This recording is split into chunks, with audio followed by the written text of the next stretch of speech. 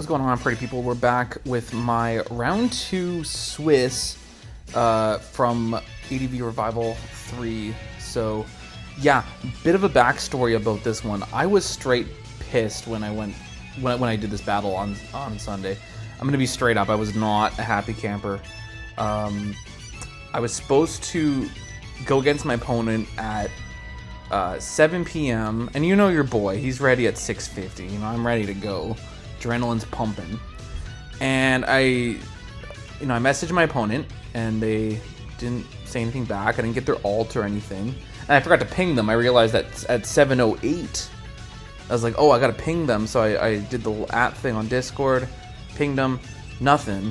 And I was looking at the Revival 3 rules for this type of situation when your opponent doesn't show, and it's like, okay, 15 minutes, unless they say, hey, I need a bit more time. 15 minutes, and then it's a forfeit. As far as I'm aware, that's the rule, right? I didn't hear anything. 7:23 comes around, the 15-minute mark, nothing. So I @ the mods for that thread, and I didn't hear anything from them. And then at 7:31, my opponent gets back to me, just says, hey, I'm good now. And it's like, what the hell, man? We were supposed to go at 7.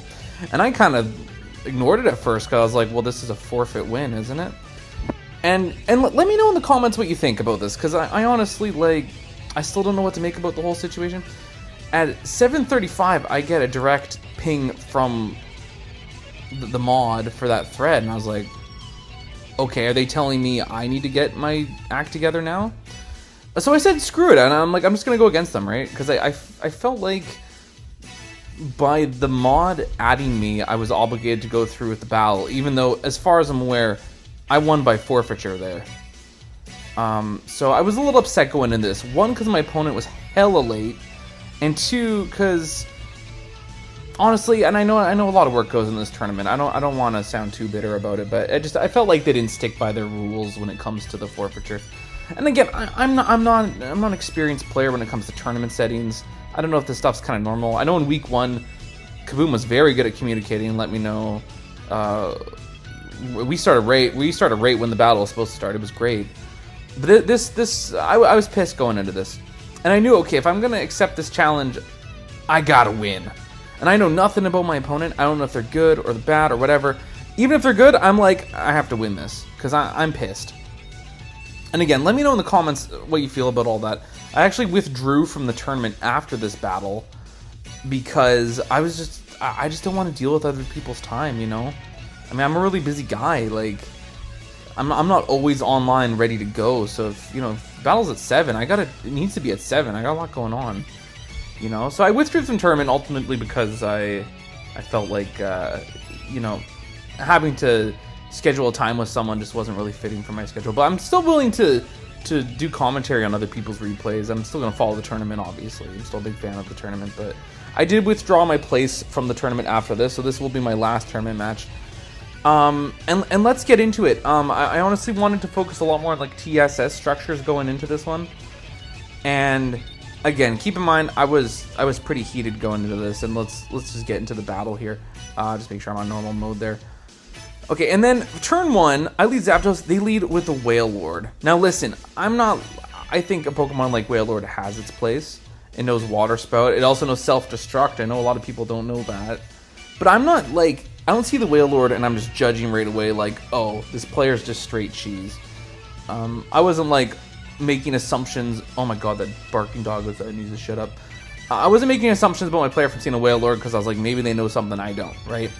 But you gotta think they're gonna switch out, so I went for the sub, and then I see the Camerupt, and I'm like, okay, maybe we got some cheese here, you know? Maybe. Let's keep it going here. So I got a sub. I'm gonna go for a Toxic, obviously, because I'm safe behind this. They go for the Eruption, and I do a little bit of pressure stalling here with more subs and just racking up the toxic damage just one more time, just to weaken these Eruptions, because Eruption's power is dependent on how much HP the user has. And then I go into my defensive Suicune here, which you can see is only taking 20%, so nothing really to fear here. This thing's Rest, Roar, Calm Mind, Surf. Obviously, fearing a Surf, they switch out into their Regice. I just make the safe move and go for it here. I go into my Spadef Wall Blissey on the T-Wave here. We can obviously just Natural Cure switch out. And they go to camera up tier as I double into my Scarm here, thinking they were going to switch out, because I think it'd be a little premature if they went for the boom with the Regice at this point. So I went to Scarm here, and unfortunately they doubled into their camera for some reason. And I go for the Protect on the Explosion, so they wanted to go for the boom on the Bliss. I'm guessing is their thought process. Whalelord comes out, I go back into Bliss, takes that Water Spout really well. And they go into a Metagross, which I just click T-Wave, because why not? Turns out this is a Lum Metagross, so it makes me think it's probably Agility. I go into my Scarm, because I'm not fearing any kind of Thunder Punch or anything, because it's probably not Agility, so it won't have... It's probably Agility, so it probably doesn't have HP Fire or Thunder Punch or anything. And they go for the Agility here as I set up Spike. And they miss a Meteor Mash, that's fine, as I go for the Roar here. And Regice comes out. Obvious T-Bolt's obvious, so... Actually, no, I go for the Protect on the T-Bolt just to get a bit of chip damage. And then, yeah, obvious T-Bolt's obvious, so I go into Blissey here. Now, I think they're... On the follow-up, they're going to go for the Boom, so I actually double back into Scarm expecting this. That's exactly what happened, and Scarm takes only 30% from that, so very nice. Whalelord comes out here. I click the Protect just to get a bit more chip heal as they go for the Water Spout. Wearing down its PP because Water Spout only has 8 PP total, so yeah. Suicune comes back out. We take that quite well.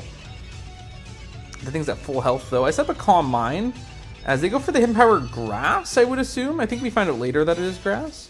And they go for the Self-Destruct here. Self-Destruct being notably weaker than Explosion, so Suicune actually survives that. But I will switch out on the Gengar, bring Blissey back in. Yeah, this thing's not doing much to Blissey unless it blows up, which is they do here, but Blissey still takes that because Gengar's attack stat's not too high. Metagross comes back out. I can easily just go into my Scarm here, take the Meteor Mash. And I have options. I can set more spikes. I could go for a Roar. I go for the Protect here just to chip heal a little bit.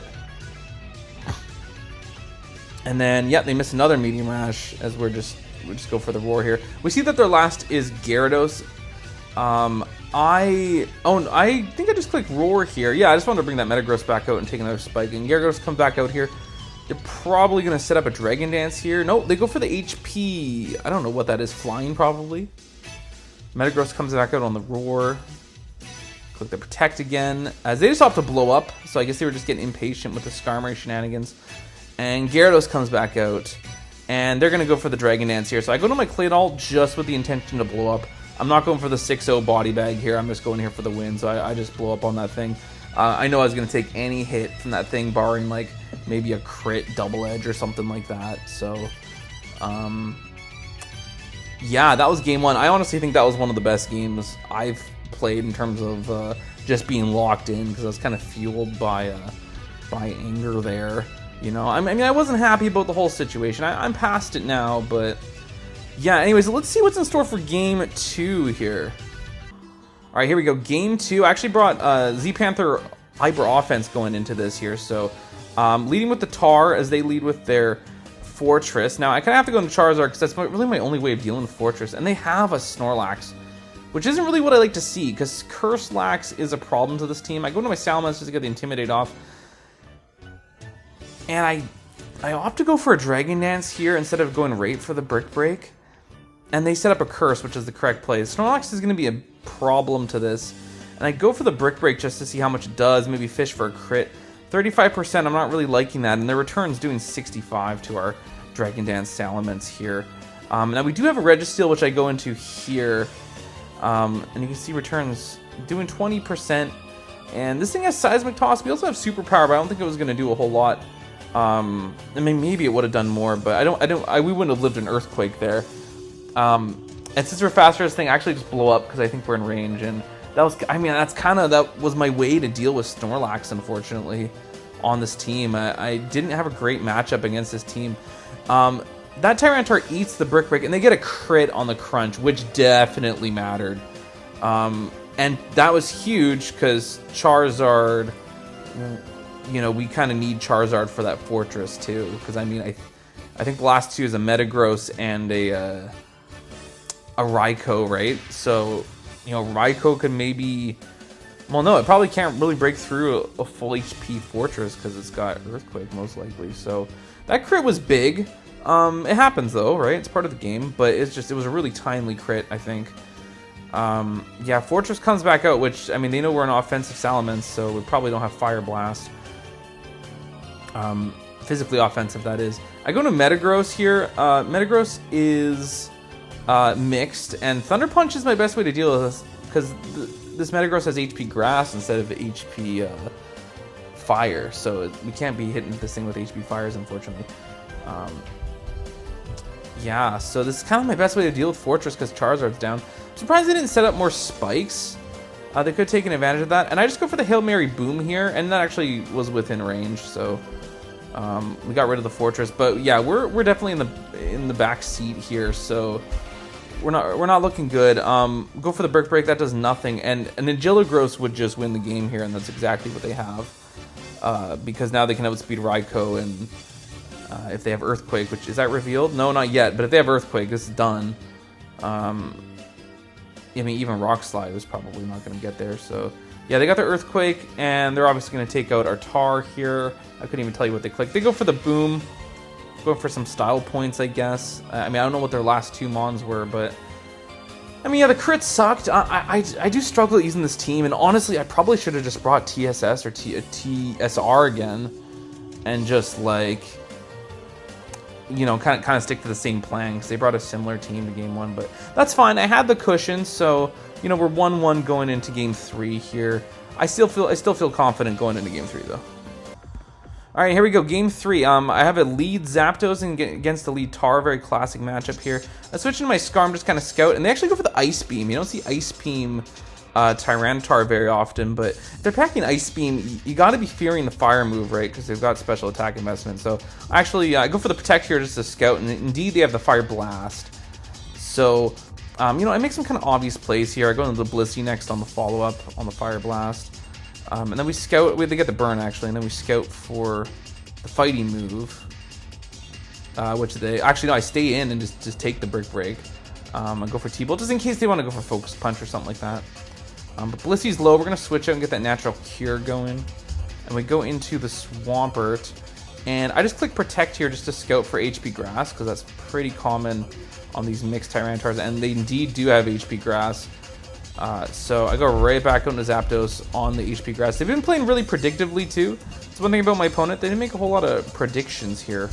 In all of the games, really. I think they could have benefited from making a few risky predictions here. But yeah, we take the Grass. We don't want to take an Ice Beam, so I actually go to my Starmie here. This Tar's been putting in a lot of work, but I know that this thing can only really hit us with T-Bolt, and we're going to take one. So I go for the Surf. Does a lot. Oh, sorry, HP Grass, I should say. They don't have T-Bolt. And we take that, so, you know, that's okay. This Tar would have been a problem. I honestly think they should have conserved their Tar. Here's another goddamn Snorlax. Luckily, I have a better team to deal with this thing. I go into Scarm on the Curse. So another Snorlax that we just don't want to see. And I set up a Spike because I feel like I can get away with it. They go with the Shadow Ball, oddly enough. I don't know why they did that. Return would have done more. And I go for the Protect here on the Boom, so we get another Protect on the Boom. Skarmory, just like the MVP of this set here, you know that guy's going on thumbnail. They have an HP Fire Metagross, so they're bringing Mixed Ments, and I roar them out into the Heracross. And here I misplay a bit. I actually clicked the Roar. I don't know why. The Skarm doesn't have Peck. I don't think, anyways. Yeah, what's the last move? Toxic? Might be. And I'm not going to click Toxic on a potential Guts Heracross, right? So I do make a bit of a misplay there. I don't know why I wasn't expecting Focus Punch. I honestly probably should either click Protect or set up a Spike or gone to Zapdos, though it could have Rock Slide. So I don't know, a bit of a misplay on my part. I got a crit Thunderbolt, which is nice. And they go back into their Metagross here. And yeah, that Thunderbolt might have mattered. Swampert comes out. And what's nice is now that I know that they're HP Fire, I know this Metagross is not HP Grass. So I'm pretty confident that even though this is a mixed Metagross, my Swampert will do very well against this thing, because the best thing it can do is hit us with Psychic. And that's fine with me. We can scare this thing out fearing the Earthquake, though I don't think the Swampert has Earthquake. I think I just click Surf for some damage. Yep. Get a bit of damage on anything. This whole team is about just chipping things down. It's not about doing anything special. They go for the Dragon Dance. I'm predicting that. I mean, obviously, the name Street Sweeper is in the nickname, so gotta think Dragon Dance is a possibility. I go for the Protect just to see what they lock themselves into on the likely Choice Banded Aerodactyl. And seeing that they're going in the Double Edge, I go into Tyranitar. They get a crit, not a big deal. This is a Focus Punch one, and I go for the Focus Punch, predicting them to switch out and do about 41% to that Metagross. And then we switch out into Bliss here just as a sack. They actually go for the Boom, so that works out pretty nice for me. No more special attackers on their side, so we could just sack Bliss either. Swampert in on the Salamence.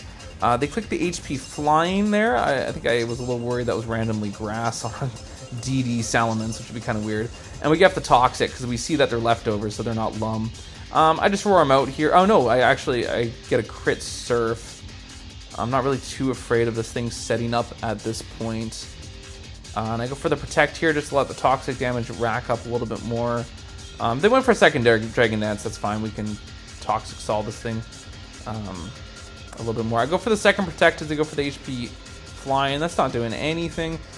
We're not quite in Torrent range, but it doesn't matter. At this point, we just want to have a lot of HP against the Aerodactyl. So I click Protect just to get a bit more leftover heal. They make the right play and go for Rock Slide and just go for flinches here.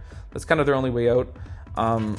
As they get the first flinch, but we can just Protect on the next move and just get more HP back. So we can play really safe with the Swampert here to wrap things up. And we just gotta not get flinched. And they actually missed the next Rock Slide, so we can just take this thing out. Oh no, actually we don't take it out with the Surf, but you gotta think this is over because we can just Protect every other turn, get more HP back. And they actually miss another Rock Slide, so there you go. Should have used Hidden Power Rock. Just kidding. Should use Ancient Power. Just kidding. I was very happy to get this win. I finished Revival 3 1-1 because I withdrew from the tournament, but honestly, it was pretty sweet getting a win. And I do hope to do a bit more commentary on Revival 3 if I can. If I get some buddies on Discord to send me some replays and cover a few more rounds. And I'm going to be following the tournament, obviously, even though I'm not part of it anymore. But yeah, again, let me know what you guys think about the whole timer situation. I wasn't happy. I felt like the staff didn't really stick to their rule. But again, I'm not experienced tournament player at all, so yeah. Anyways, thanks for watching. Peace.